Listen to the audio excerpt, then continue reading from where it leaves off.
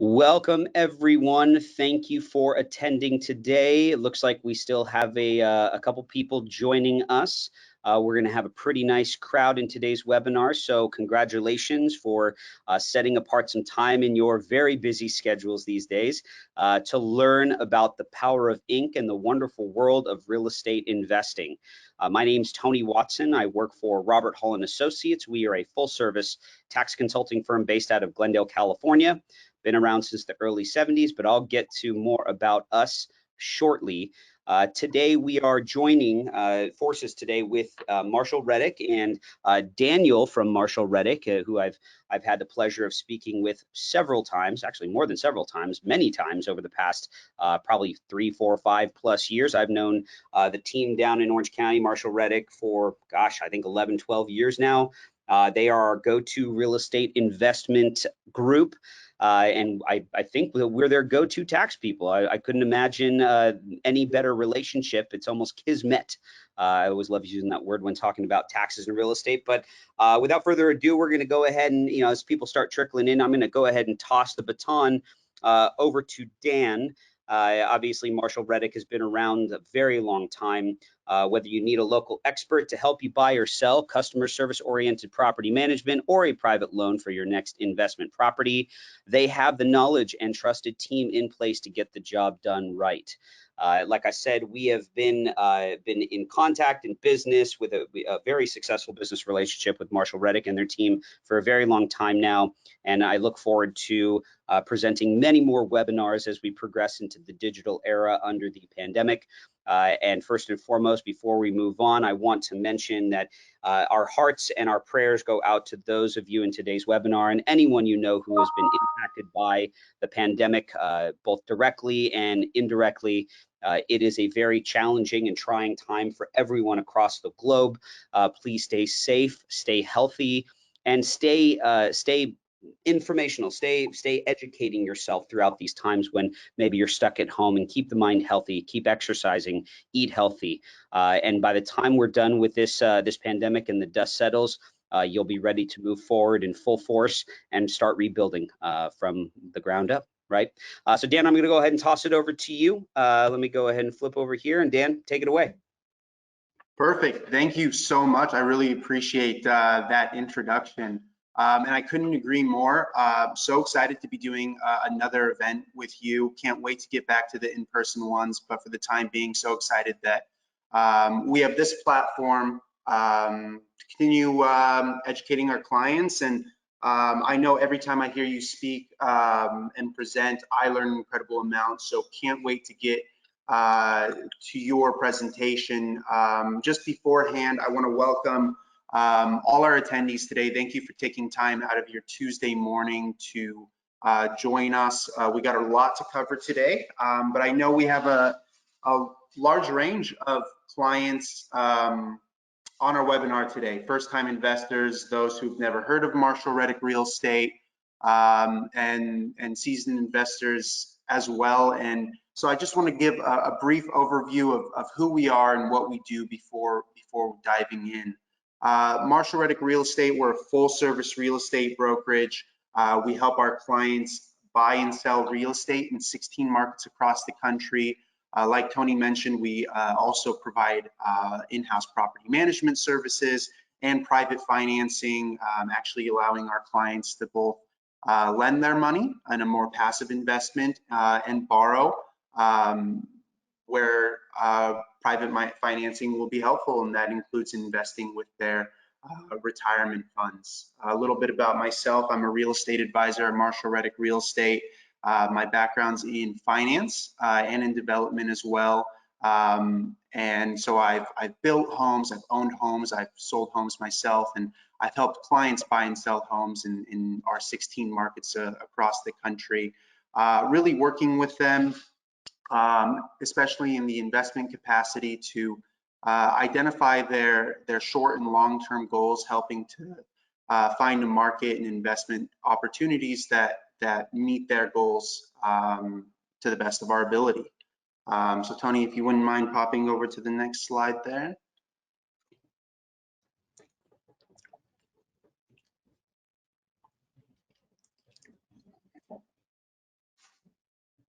Has it switched over, Dan? I don't know if there's a lag time or anything. Yeah, it's we're good to go. So this is just a quick snapshot of the process of working with us here at Marshall Reddick Real Estate. I do want to emphasize that we work the full spectrum of real estate investors. That includes those who have never invested before, all the way up to seasoned investors with entire portfolios. We dive down into understanding short and long-term goals. We quantify those goals. Determine where you are today and where you'd like to be, whether that be a certain amount of cash flow per month, whether that be a target return on investment, determine your budget, your financing options, and depending on all factors specific to you as an investor, we can ultimately identify a market or markets and investment opportunities that best meet your specific needs. And then in all of our 16 markets, we have entire teams in place of buyer's agents and leasing agents, property managers, lenders, insurance agents, home inspectors, tax advisors like Tony, to help in ensuring that you are investing in the real estate investment that best meets your goals. So if Tony, if you wouldn't mind popping to the next slide there.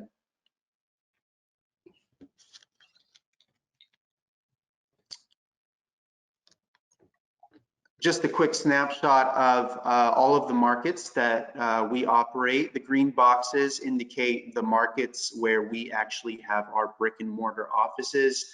Every team member in those markets is Marshall Reddick employee. That includes our, like I said, realtors, leasing agents, property managers. Nonetheless, regardless of what market you're investing, the full team is in place to help you evaluate an investment opportunity, invest in the best area in that specific market. And determining which market makes the most sense for you really just starts with a phone call or a meeting, determining, like I said, what your specific goals are, what types of returns you're looking for, what your time frame, budget, etc. are, what types of returns you're looking for, and one or more of the 16 markets that you see in front of you will meet your specific criteria.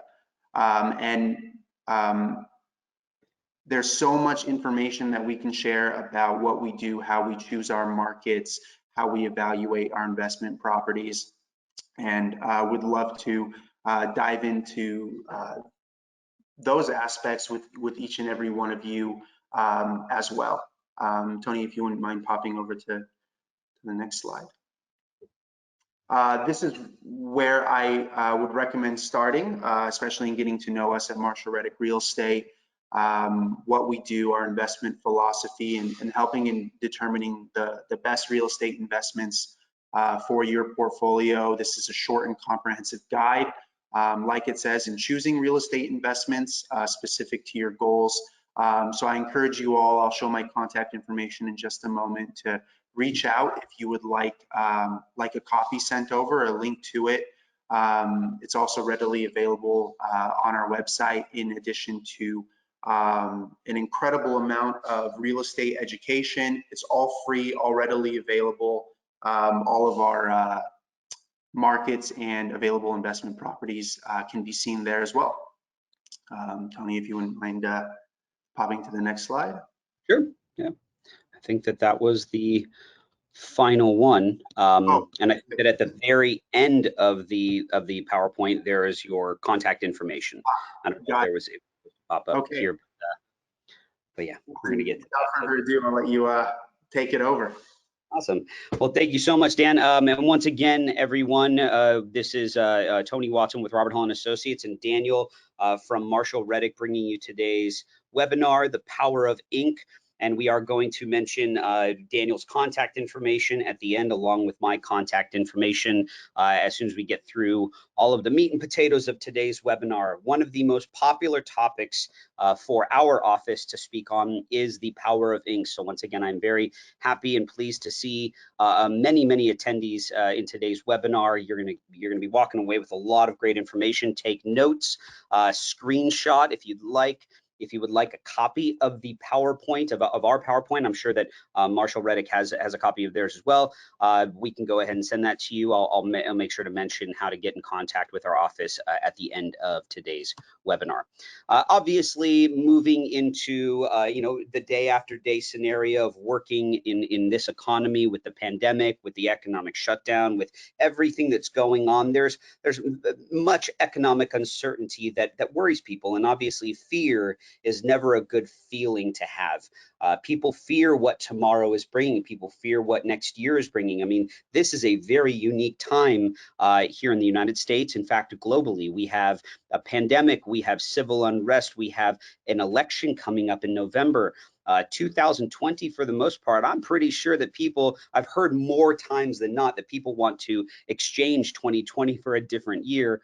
And I always laugh. I think, along with what's going on in today's world, as long as we educate ourselves and prepare ourselves for the upcoming changes, we should be ready for any challenge. And one thing that I learned very quickly as a tax professional 15 years ago is that if I got ahead of my own tax filing by planning ahead, the overall result for me would at least be what I was able to control, right? I was calculating enough of a deduction, enough of my investments to pay an obligation in tax to Uncle Sam and not a penny more than our obligated amount. So during times of economic uncertainty, people love to sit down and hone in their own finances. And the first place that people normally start is the wonderful world of taxation. I hope some people laughed when I say wonderful world of taxation, because only people who actually prepare taxes like taxes and like helping people with taxes. But I'll tell you, taxation is probably one of the most important topics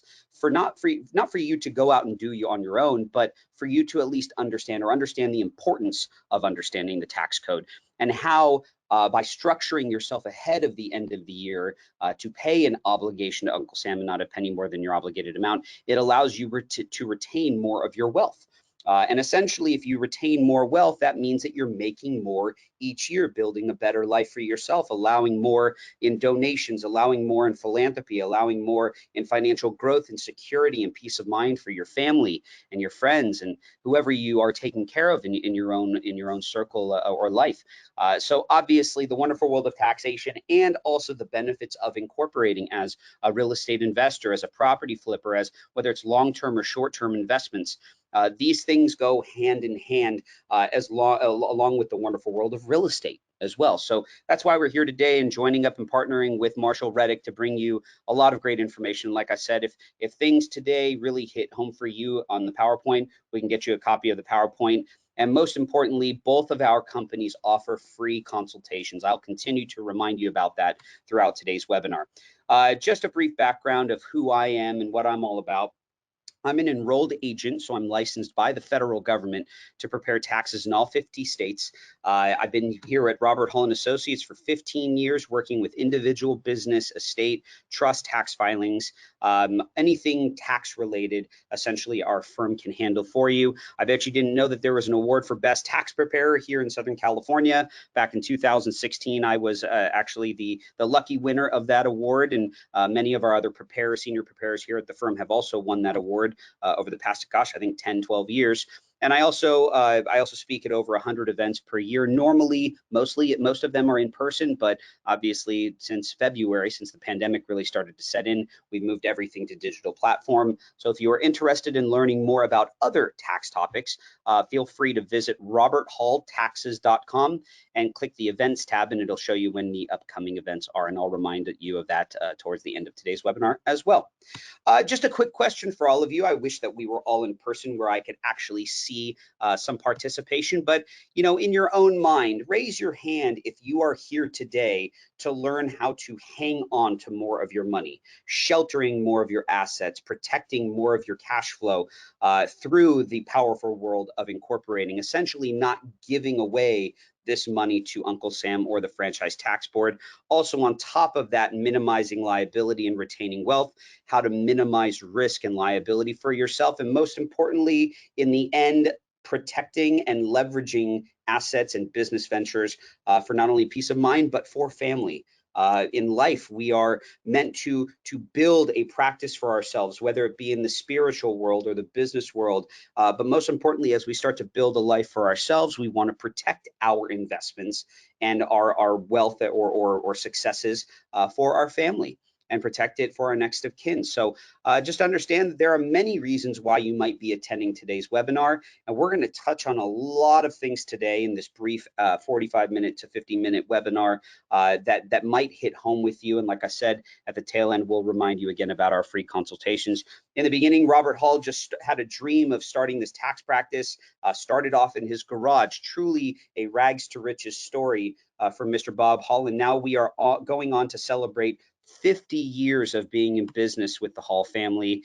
They are truly wonderful individuals. We've got Stephen Hall, our CEO, top left corner. Right below him is his mother, Janice Hall, one of the founders of Robert Hall and Associates. To the right of her is her husband, Robert Hall, who still sits right down the hall from me on the second floor of the Robert Hall building. And then Robert Hall Jr., top right corner, who is a venture capitalist and also entrepreneur, following in the footsteps of his father.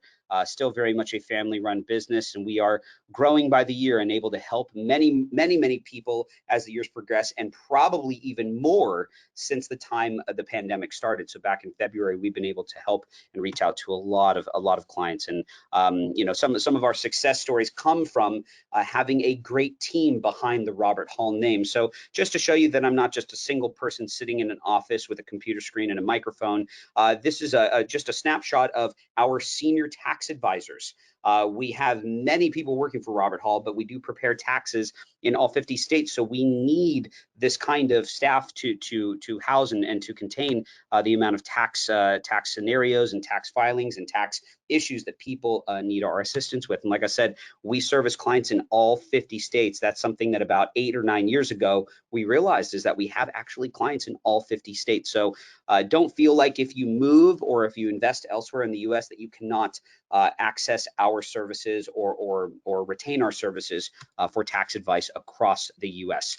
So once again, just before we get into the meat and potatoes, we offer tax preparation, internal auditing, bookkeeping services, payroll services, accounting services, obviously, financial planning services, estate planning, and incorporating services. And like I said, we work directly with Marshall Reddick to make sure that our clients have access to other business services in the real estate industry, real estate communities, and allow for growing wealth in some of the, what I consider to be some of the most important investments to park your money in, such as real estate rental investments, and not only here in California, but across the US. So today's webinar, we're going to cover incorporating. What are the benefits to incorporating? When's the right time to incorporate? So on and so forth. How do I protect my assets through an incorporated entity?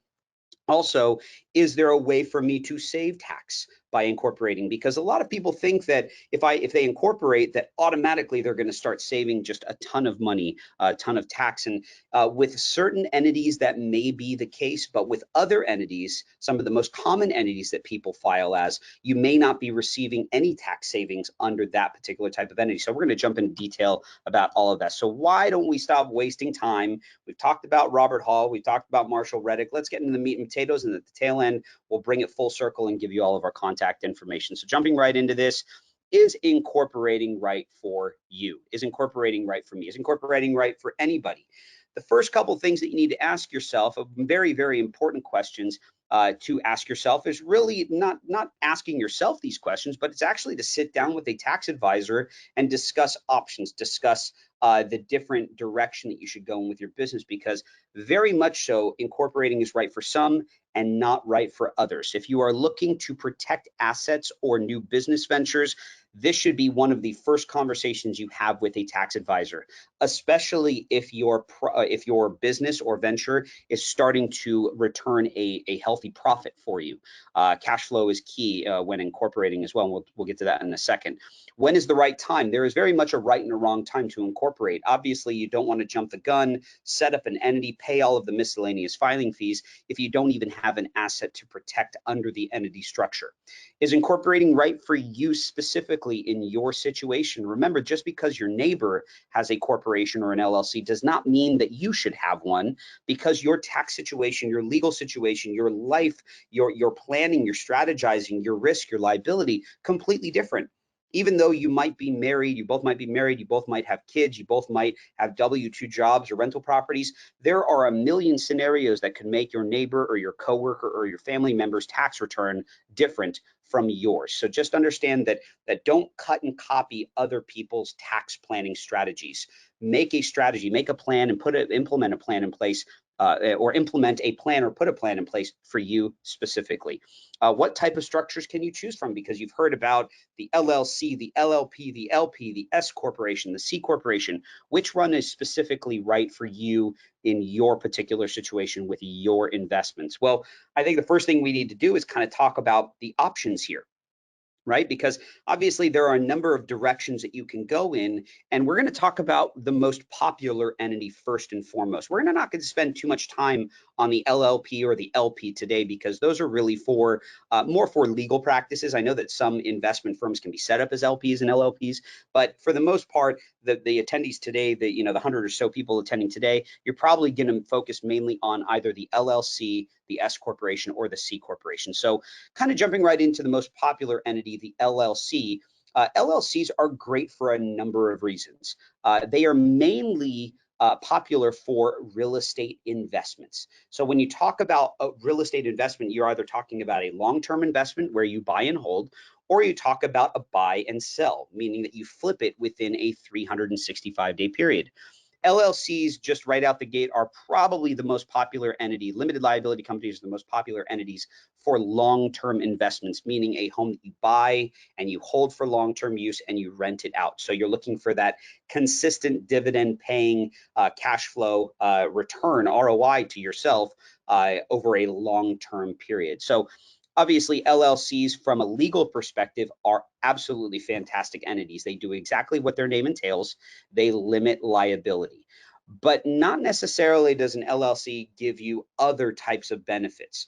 And one thing that we want to make sure of, especially for those of you who are investing or living in the state of California, be real understanding of this. California is the highest tax state in the US, number one. Number two, along with that same kind of topic, or kind of on that same note, California also taxes its entities the highest filing fee, or not taxes, California has the highest filing fee across the US. So just be understanding of this, that when you set up an LLC, not only are you looking for the asset protection benefit, and that's your first and foremost benefit that you get there, but you also need to be aware of the obligation, financially speaking, that you kind of tie yourself into with the state of California. LLCs actually pay their filing fee on their gross revenue, not their net revenue.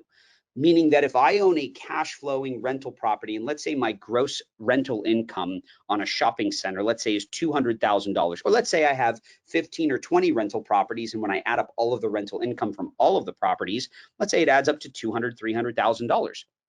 Well, obviously, after I deduct mortgage interest and property taxes and insurance and repairs and depreciation, all of the allowable rental expenses, that gives you your net revenue. Well, California forces you to pay a filing fee not on the net revenue, which could actually be a loss depending on what your deductions are.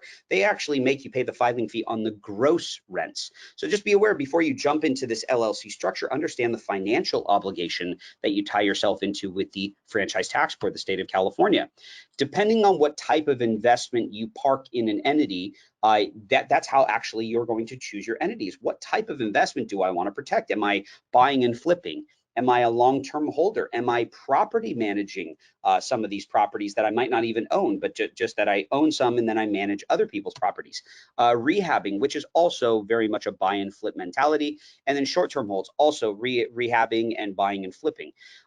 each one of these industries, each one of these professions or business ventures should be structured not so much in different ways across the board, but different from each other, meaning that they'll have different types of insurance policies. They will be taxed differently depending on how actively you are managing or investing in the real estate industry, and whether it's long-term or short-term. So just to understand that before you jump into these business ventures, you need to, one, build a great team around you, such as real estate professionals at Marshall Reddick. And number two, you need a good tax advisor.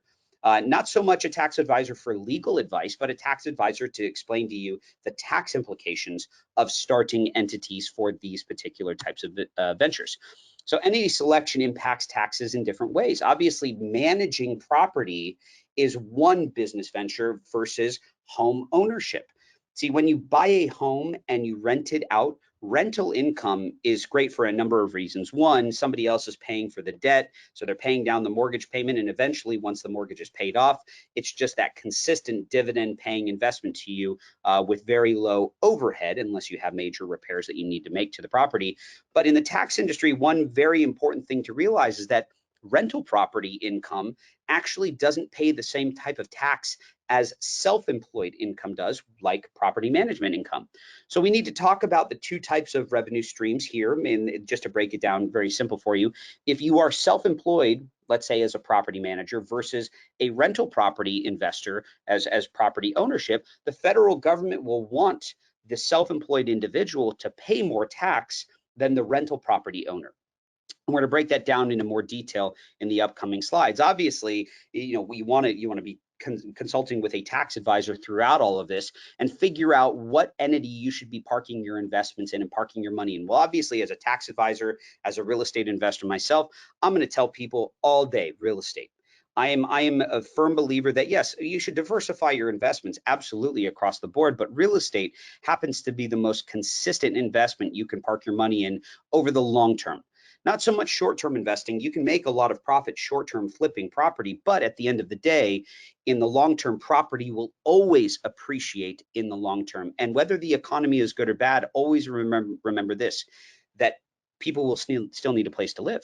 Whether the economy is bad or good, or we're in the midst of a pandemic, people will always need a roof over their heads. So talking with a tax advisor, figuring out how real estate can be a tax shelter for you, how it can be a cash flowing investment, a way to build wealth in the long term, as well as save you money while you're investing. Those are great questions and conversations to have with a tax advisor, maybe with one of the Robert Hall and Associates tax advisors, if you feel like you don't get this kind of Q&A with your own tax advisor. And most importantly, it's actually second most important, is what type of entity structure is right for you. Do not race ahead.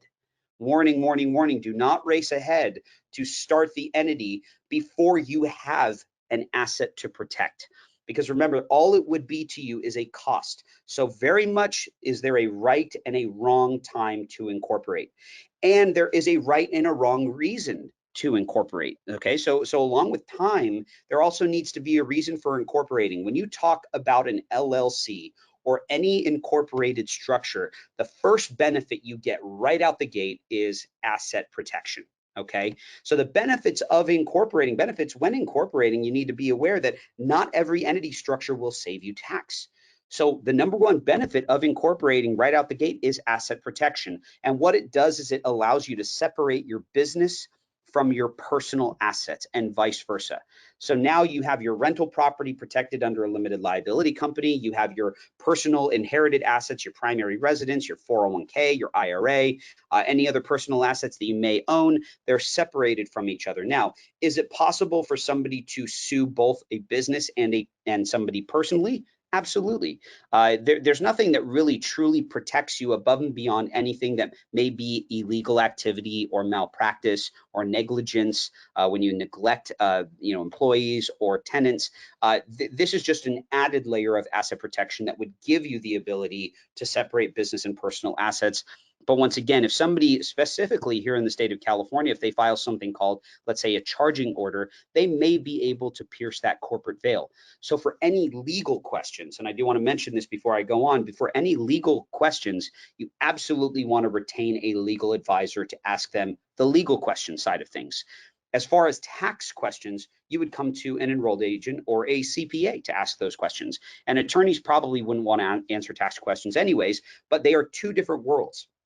Obviously, if you want the best of both worlds, you need to talk with both an attorney and a tax advisor. But the most important thing when incorporating is asset protection. That's the number one benefit, and it allows you to separate business and personal assets. So I always tell clients that asset separation equals asset protection.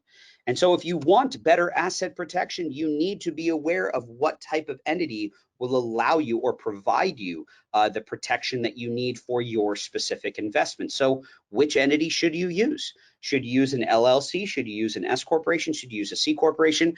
And if you're that person sitting in today's webinar, 100 plus people in today's webinar, welcome everyone who just joined us. Just understand that an insurance policy will not take the place of any of these types of entities. So let's talk about that really quick, because some of you might be saying, well, Tony, I don't need an incorporated entity because I have a great insurance policy. I have insurance that would cover me from head to toe, left to right, up and down, no matter what happens to me. But understand something very, very important when talking or discussing the differences between insurance and incorporated entities. Insurance policies are there and in place to pay out settlements in case an unforeseen event happens, right? We don't know when we're going to get sick.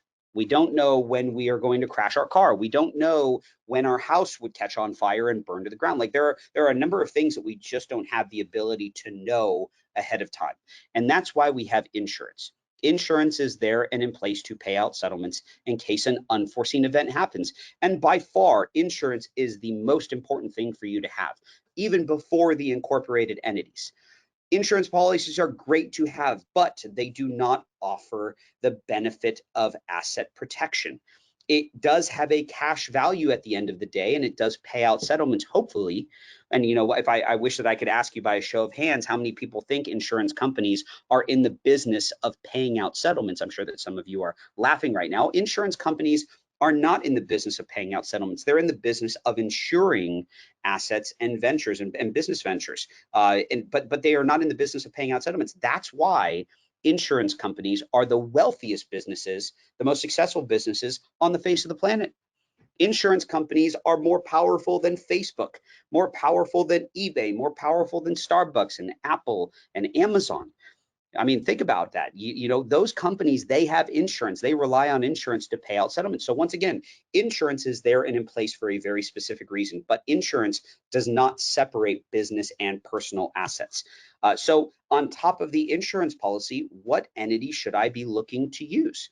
Because if I'm hearing correctly, if I'm hearing you, Tony, this crazy tax guy, that you know that I should be incorporated, and that things are going to be treated differently on both the IRS and the state side, depending on where you invest. Obviously, if you're in Texas, Texas's state income tax is much different, right? There's no state income tax. There might be a little bit higher property tax in that state, but you know, not income tax. So if California has this high filing fee in the state of California, and I have to pay all these fees, what about incorporating elsewhere? And what specific entity should I use if I go elsewhere to incorporate? And what are the benefits of that? And is the IRS going to view that differently if I have an entity elsewhere rather than in the state that I reside? These are all fantastic questions and great concerns for you to have. Nonetheless, not all concerns are bad. I mean, if you're concerned about your financial well-being, you're concerned about the future, you're concerned, not fearful of the future, but concerned about it, that means that you are thinking ahead, not only for yourself, but for your family, for your coworkers, for your neighbors, for the general well-being of the US population, humanity, right? So it's not that fear should be the driving force to set all of this up. It's the concern as to whether or not you are protected, left, right, up, down, front, center, whatever, from whatever direction. Remember, we live in a sue-happy state, California. We live in a sue-happy world now. Identity theft is the #1 crime in America, so some people don't want to be held responsible and have risk and liability for things that are out of their control. These are great times for you to sit down and educate yourself about incorporating and asset protection. Well, the first and foremost, most popular entity is the LLC, and it does exactly what its name entails. It limits liability. And remember what we talked about earlier for those of you who just joined us, The LLC is used for a lot of times for real estate rental investments. It can be used for other business ventures, but understand that here in the state of California, it might not be the best entity structure for your specific business. And that's why you cannot cut and copy a neighbor or a coworker or a family member's tax structure. You have to look at your own investments and figure out what's right for you. So to recap just briefly before we jump into the limited liability company even further, remember, California hits you with a filing fee on your gross revenue as an LLC, not your net revenue. I just want to make sure that everybody walks away with that, okay? Let's go through a quick scenario of how an LLC might work for asset protection benefit and how this all kind of works, especially here in the state of California. Let's say that you have this LLC and it's protecting this rental property or multiple rental properties. And just for ease of calculation, let's throw out a round number of $1 million in gross rents received across all rental property platforms, okay?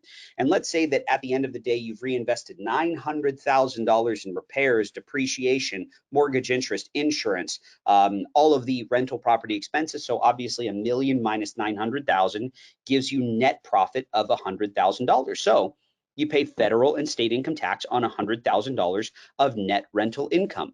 But once again, like the previous slide stated, in the state of California, you do not pay your filing fee based on the $100,000 net profit. You pay your filing fee based on $1 million, which could be not only your minimum $800 filing fee per year, but also in addition to that, maybe $900 up to potentially $12,000 in miscellaneous filing fees. California, to recap, is the highest tax state in the US, number one. Number two, it has the highest filing fees for entities out of all 50 states. Whether you lost money, whether you broke even, or whether you made a profit, California hits you with a minimum filing fee of $800, and it ranges upwards from there as an LLC based on your gross rental income, okay? So just make sure that you're aware of that before you jump into having an entity structure. You are tying yourself into a financial obligation with the Secretary of State, with the state of California. And we always joke about this in the tax industry. I joke about this with clients. We pay for the sunshine here in the state of California. And guess what? We even pay for the fires. I don't know who's paying for that fire, but there are a lot of fires in California. We pay for everything that California entails, everything that California brings to us, including the opportunity. And that's something that I call it a parking ticket, the $800 filing fee, minimum filing fee, because it is very much a parking ticket for parking your business or yourself in the state of California. But California brings opportunity that is second to none in most cases. And so just understand that this $800 filing fee, in order to protect your unique asset, your unique business venture and operation, it might be worth it hands down. And at the end of the day, the $800 is a deduction, is a tax write-off for you, okay? So just because you're set up as an LLC doesn't mean you cannot make an election with the IRS to be taxed as a different type of entity. That's the great thing about the entity structures that we're talking about today. Let's say you jump the gun, you set up an LLC, and something that I said today made you think that you'd be better set up as a separate entity or a different type of entity. Don't shut down your LLC and start a new one. You can make an election with an LLC to be taxed either directly as a limited liability company, or you can make an election to be taxed as an S Corp or a C Corporation. In fact, you could set up as a C Corporation and elect to be taxed as an LLC, or elect to be taxed as an S Corporation. You can kind of make those elections. You don't want to jump back and forth each year. You kind of want to figure out what's best for you moving forward, make the election once. Yes, you can make the election to revert it or revoke an S election or revoke any sort of tax election that you made.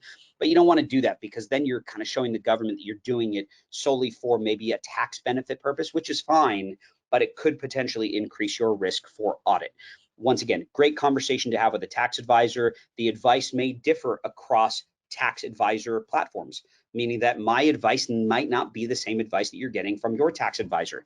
Every tax preparer, every CPA, every EA is cut from a different cloth, so to speak. We are educated differently. Some preparers that I've met in the 15 years that I've worked in the tax industry are actually afraid of entity structures. They think by incorporating, it increases your risk and liability with the IRS from being audited, that you have a greater chance of being audited if you're incorporated, which the numbers speak differently.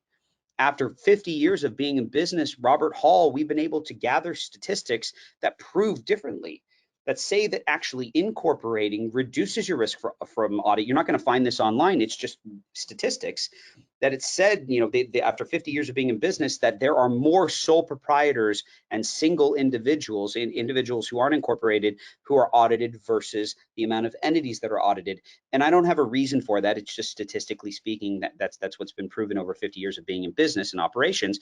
But at the end of the day, it could mean that there are a heck of a lot less entities than there are actual taxpayers. Who knows, right? It could mean the fact that the IRS has less corporate auditors than they have individual auditors. It could be a number of reasons. But at the end of the day, statistically speaking, incorporating actually does reduce your risk for audit. Once again, the IRS website, the state of California website, you're not going to find that verbiage there. That's specifically speaking from statistics that we've gathered over the lifespan or the lifetime that Bob Hall has been in business. Limited liability company, okay, which is what LLC stands for. I always joke around with clients in in-person seminars. I ask people what LLC stands for, and I get limited liability corporation, limited liability company. Some people don't know, some people don't care, right? But LLC stands for limited liability company. It's important for you to understand why it's company and not corporation, specifically from a malpractice point of view. When you incorporate yourself as an LLC, you don't own it by shares. You own it by percent, okay? When you incorporate an LLC, you do not file articles of incorporation. You file articles of organization, which allows you to own the business by percent. When you start a corporation, you file articles of incorporation. So if you tell somebody that you are a corporation and you're not, you're actually an LLC, you may be in breach of malpractice. So just understand that when you file as an LLC, you file articles of organization, not incorporation. And this is something from a legal perspective that you need to understand. So talk with a tax advisor, not with a tax advisor, talk with an attorney in more detail about what that means for you from a legal perspective, okay? Especially with the different types of investments that you own. So corporations owned by shares, LLCs owned by percent, articles of incorporation versus articles of organization. Now, LLCs, because they're owned by percent, you have a lot more flexibility with how to allocate numbers, meaning that if I bring in a contractor as a partner of my LLC and I'm the money guy, we can split the profit 50-50 because we're partners, but he could allocate 100% of the materials and supply costs to his return, and I can allocate 100% of the interest expense, let's say, because I'm the money person, to my return. So we can manipulate and allocate money and expenses and income by percent, whereas a corporation is not able to do that. A corporation allocates it by shares. So if we own a corporation 50-50, like an S Corp or a C Corp, we split 50-50 profit, we split 50-50 revenue, we split 50-50 liability, anything across the board 50-50 because it's based on shares, not by percent and broken down into different sectors. Once again, more detail in that, you probably is best to have a conversation with your tax advisor. But the LLC does allow for separation and allocation of income and expenses. That's what allows you to have this great flexibility with rental investments. Like I said, if we come in as a partnership and my partner is the person who's working on the property, I'm kind of the money person, we could split profits 50-50, but my partner can take all of the contracting costs and I can take all of the interest expense and we could separate it that way. Very, very unique entity structure. And if used and operated and filed correctly, can give you great legal and limited liability protection. But one thing that I want to make you aware of before and above anything else is that LLCs are popular for only liability protection. They are not popular for tax savings, okay? LLCs create great limited liability protection. But one thing that I want you to be aware of when you walk away from today's webinar is that an LLC provides you absolutely no tax benefit. LLCs only limit liability and only limit liability for the assets you are putting into the LLC. So you actually have to put the property, if you have a rental investment, you want it protected by an LLC, you need to quit claim the deed to the LLC so that the EIN number, not your social security number, but the identification number of the LLC owns the property, not you personally. And that's what allows you to separate personal from business assets because you're assigning it its own identification number. Very, very unique structure, the LLC. When you start an LLC, it gets assigned its own ID number. It's not called a social security number again. It's called an employer identification number. And it's very, very important for you to know that when you sign legal documents, when you go to acquire financing, all of the individuals that are involved, professional, non-professional, involved in your investment vehicle, you need to use the EIN number of the entity that protects the asset, not your social security number. And that's what gives you that great limited liability protection. Like I said earlier, could you be sued both on the personal and the business level? Absolutely. Here in the state of California, it's not easy, but it is possible for somebody to file a charging order in a court of law to pierce the corporate veil, whether it be an LLC or an S Corp or a C corporation. To sue somebody, though, just understand that it takes money to hire legal advice. It takes a great attorney as well. And also, is it worth it? Am I going to retain more of an ROI? Am I going to get more out of this than what I'm spending? How much am I losing? How much cost opportunity am I losing? Or how much is the cost opportunity by suing somebody versus just moving on with it? And this is the great part of an LLC, is that it gives you this ability to separate business and personal assets and give you that added layer of asset protection where attorneys might not pursue your entity because of the particular entity structure that you are using. So always remember that whether you have the insurance policy, the legal entity set up, have a great legal team on your side. Here at Robert Hall & Associates, we're very much an a la carte business structure where you come here, you can use tax services, you can use the bookkeeping services, we have legal services, we have everything that you could possibly need. And for all of your real estate needs, we're gonna point you in the direction of Marshall Reddick, man. They have been able to assist so many of our clients with investments across the US, time and time again, with their knowledge, with their expertise. It's all about building that team. So one very important part of business is your legal protection, your legal team. So just be aware of that, okay? This is a great picture. I love this. I wish that this was us every day when we just woke up. It was like a great day and here's money falling from the sky. But at the end of the day, rental properties, in my opinion, and also the opinion of my coworkers and my investors alike, is the cash flow. Rental properties are great for cash flow. I was told very early in my own investment career, though, that the rental property itself, the property itself, is an asset by definition. But the true asset in a rental property scenario is, yes, once again, the property is the real asset, but the true asset in a rental relationship is your tenant, right? Because without a tenant, your property is just a property. It's just a debt. It's just a liability. It sits there vacant. It doesn't pay you a consistent dividend.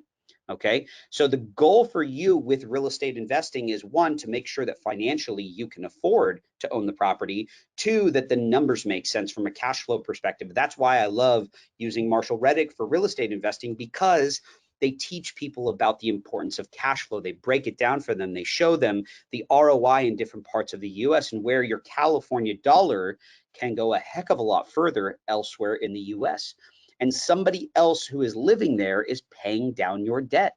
I mean, shoot, sign me up any day if somebody's going to take over my credit card bill, take over my mortgage payment, take over my car payment. That's what a rental property does. It allows you to have somebody else paying down the debt. And once that debt is paid off, guess what? That is a consistent dividend paying investment for you moving forward until the end of your life. And while you're alive, you could sell the property and do 1031 exchanges and defer the tax liability. But the goal with rental property, in my opinion, and once again, we could argue until we're blue in the face, this is just my opinion, okay? And we're all entitled to our own opinion. My opinion of real estate is that you never sell, ever. And if you do sell, you do a 1031 tax deferred exchange, because that will allow you in life to not only achieve your goals of early retirement, if that's one of your goals, but two, to have financial freedom and peace of mind. Because whether the economy is good or bad, people will always, always, always need a place to live, okay? Unless we move to Mars, right? And then we'll need a pod to live in, according to Elon Musk. Who knows, right? Like I said, whether the economy is good or bad, during financial crisis, during times of a pandemic, during family growth, situations, real estate is a great, consistent investment. Look at her throwing the paperwork up in the air saying, I'm rich. It's very, very, I love that video. But obviously people will always need the place to live, like I said, even during times of pandemic. Most importantly, during times of pandemic, some people can't afford to pay their mortgage. And remember that the first relief plan that the government will implement in any systematic or economic shutdown, turmoil, whatever it is, pandemic, times of a pandemic, the relief is going to be for property owners. And that's why the state of California specifically and across the US, they've implemented strategies to keep people in their homes. Now, the long-term impact of that, we don't really know. I mean, economically speaking, something's got to change, right? But we have to move forward. We have to focus on rebuilding coming out of this time of economic uncertainty. And as you could tell, I am very much in favor of real estate investing, because when you invest in real estate, the rental cash flow only has to settle federal and state income tax. It never has to pay Social Security or Medicare tax, unlike self-employed income like property management income or real estate sales income. That has to pay self-employment tax. So one very important thing to understand is just from that benefit alone, you're avoiding 15.3% of Social Security Medicare tax on all of the rental income, and rental property cash flow will never have to pay it. Amazing, amazing, truly, truly amazing. When you're starting a management company, you know, you pay yourself a management fee to manage the properties. If you have that S corporation or the LLC set up, you're collecting a fee for managing other people's properties or even managing your own property. Remember that you pay federal and state taxes on that, and you also pay Social Security and Medicare tax, because property management income is self-employed income. When you put a property management company into an LLC, there's no benefit. Because like I said, LLC, no tax benefit. Remember, LLC's 000 tax benefit. It will not reduce Social Security and Medicare tax. So remember, rental properties by themselves, not rental property management, but rental property income, does not have to pay Social Security and Medicare. That's above and beyond another benefit of investing in rental investments. So self-employed businesses pay into Social Security and Medicare, like property management, online sales, self-employed real estate professionals, and that's where the LLC, which has no tax benefit, should be converted in one of these three seminars or situations, one of these three scenarios where an LLC might not be the right entity for you. And I'm going to talk briefly about the 1120 S Corporation and wrap up towards the end here. And we're going to toss it back to Dan in a couple slides. But I did want to mention that as you build your business, you may run into a situation where you not only own rental investment income properties, but you also have a self-employed either property management business. Maybe you started an online sales business, or maybe you decided to get that real estate license and become a realtor.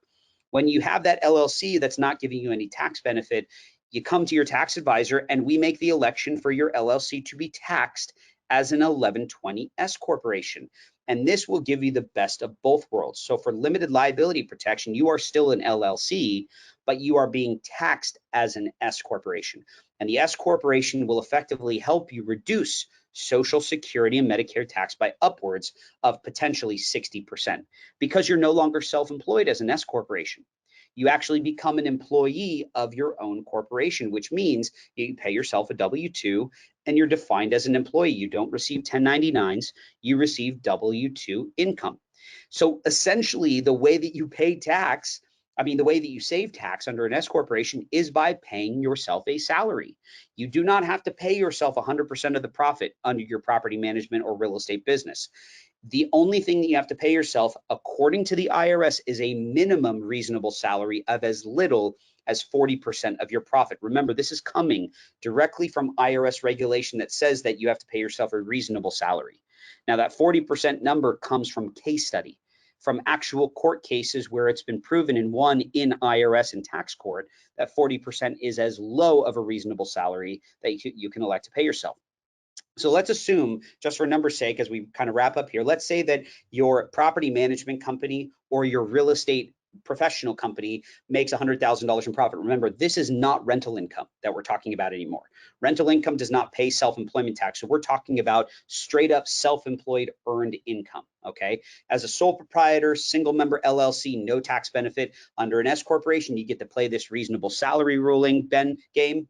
And so as a sole proprietor across the board, there is no tax benefit. As you can see, if you're in the 25% federal bracket, 9.3% state, 15.3% self-employment tax, you're talking about a large tax bill across the board if you stay as a sole proprietor or a single member LLC, not providing any tax sheltering or tax benefit for you. But as an 1120 S corporation, you are required to issue yourself a salary, which is part of your profit. Now, the federal and state income tax does not change in this scenario because your profit overall is still $100,000. But look what happens to the amount of self-employment tax that you pay as an S corporation. It drops by upwards of 60%. In fact, in this situation, just by filing as an S corporation with self-employed income, you save yourself $9,180 roughly, plus or minus a couple $100, I'd say, because we're just being very general with the calculations here. But you save a lot of money. Even at $50,000 of net profit, you're saving just shy of about $5,000 in overall self-employment tax. It makes complete sense if the numbers map out. So once again, you make $100,000 in gross revenue. Let's say you pay yourself a reasonable salary, a W-2 of $40,000, which you get to write off, meaning that your corporation now has a leftover profit of $60K.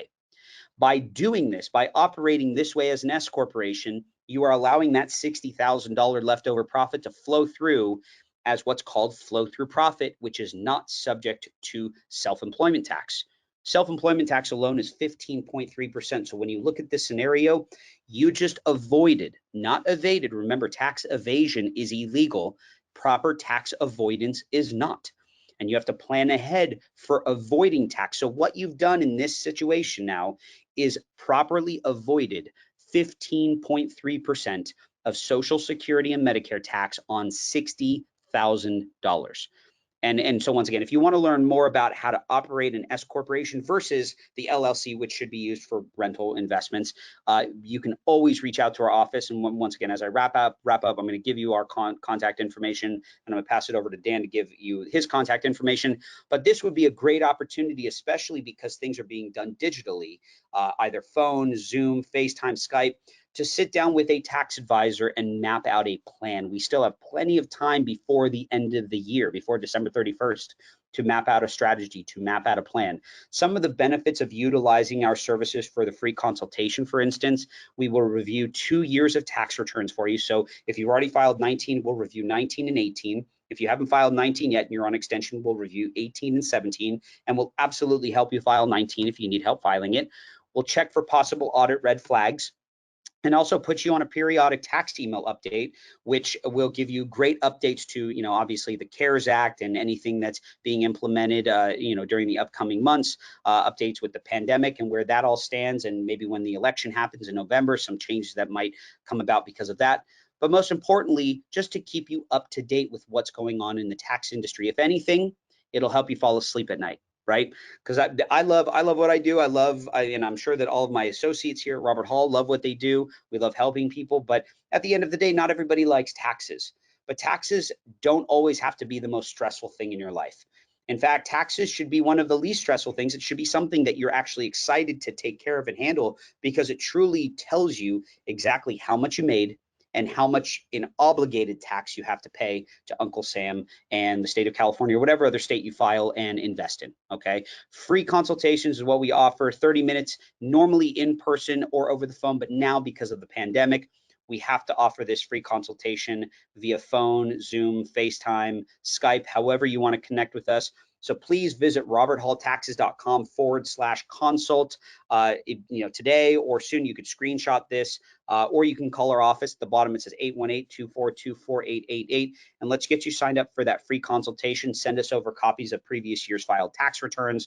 Let us review it, let us analyze it, and let us put in place a strategy to help you reduce liability and build wealth through proper tax planning. And next, last but not least, Dan's contact information at Marshall Reddick. They also offer free consultations. Dan, I don't know if there's anything that you want to say to kind of wrap up here, but I'm done with my side of things, and I hope everybody took home a lot of information today. A lot of things to think about. We covered a lot in this brief hour period, but I look forward to hearing from you. Robert Hall and Associates looks forward to helping you, and please stay safe, stay healthy, and make sure to continue educating yourself. So Dan, go ahead and take it away. Yeah, thank you so much, Tony. I learned an incredible amount. I'm confident that everyone on the webinar did. So thanks again for taking time to present today. Thank you all for joining us today on this soon-to-be Tuesday afternoon. Like Tony, we offer free consultations. Would love to speak with all of you.